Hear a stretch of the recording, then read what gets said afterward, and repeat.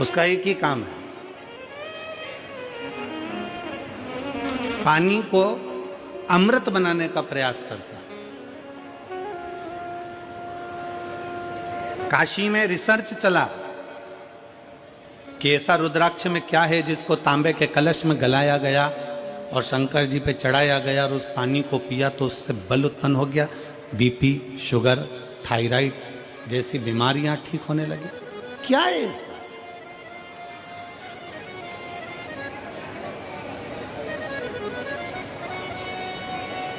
हम कहते हैं शिव महापुराण के अंतर्गत एक मुखी से लेके 14 मुखी तक रुद्राक्ष का वर्णन किया गया।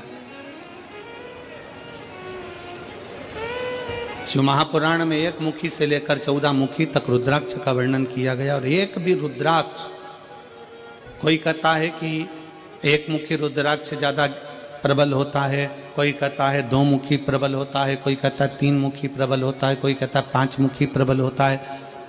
सारे रुद्राक्ष कोई ना कोई कहता है कि ये बहुत प्रबल होता है। फिर किसी ने कहा गुरुजी एक मुखी रुद्राक्ष कहीं मिलता है क्या? हमने कहा आज के जमाने में एक मुखी आदमी नहीं मिलता तो रुद्राक्ष की बात करते हैं।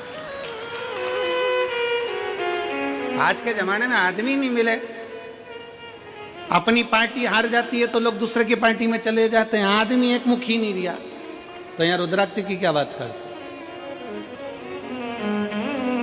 इधर दाल नहीं गली तो उधर पहुंच गए, उधर दाल नहीं गली तो उधर पहुंच गए, उधर दाल नहीं गली तो उधर पहुंच गए। दिन भर डोलते रहते हैं, दिन भर।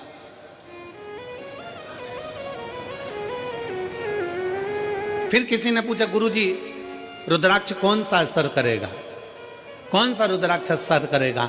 हम कौन सा रुद्राक्ष पहने जो हमारे शरीर पर असर करे? कौन सा रुद्राक्ष हमें पहनना चाहिए कि हमारे शरीर पर असर करे? हम निवेदन करेंगे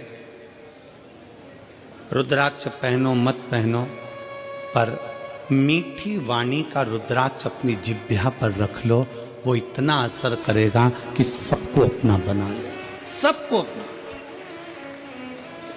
वाणी ऐसी बोलिए जो मन का, जम के बोलो जरा, वाणी ऐसी बोलिए जो मन का आपा खोए। पर आज के जमाने में वाणी ऐसी बोलिए जो जम के झगड़ा होए, पर उससे मत बोलिए जो तुमसे तगड़ा होए। आज के जमाने में सबसे मूल है आपकी वाणी। वाणी की श्रेष्ठता हो तो समझ लो कि पूरी दुनिया तुम्हारी है, और वाणी की श्रेष्ठता नहीं तो दुनिया तुम्हारी अपने भी है।